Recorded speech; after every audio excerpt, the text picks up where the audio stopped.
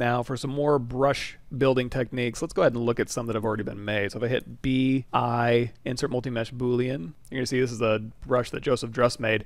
And there's some really interesting ones in here. One of the more interesting ones is this ball radar. So if I select this one here, if you want to be testing out your insert mesh brushes, one thing they did suggest is if you have, when you're creating your insert mesh brushes, what you can do is we'll go ahead and grab a cube 3D, go into edit mode, make it a poly mesh, and we'll just go ahead and do our initialize cube to make a simple cube, deformation unify, make it a little bit bigger.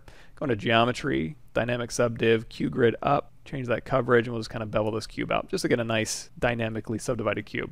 So now with this one here, we can go ahead and do insert. Doesn't really matter what shape. We'll do insert polymesh sphere 3D, go into solo mode, or actually we'll go into transparency mode, and we can see it's just right there. I can hit W, and let's hold down Alt and reset this, hit this unmasked, go to unmesh mesh center, and we'll just uniformly scale this down.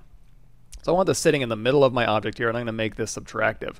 So now as we're kind of playing around with different brushes, we can immediately just have live Boolean turned on, and no matter what we drag out, we'll drag out this one, and as we drag this out, it's already setting it up as a subtractive mesh. Let's go ahead and crank that Z intensity up to 100.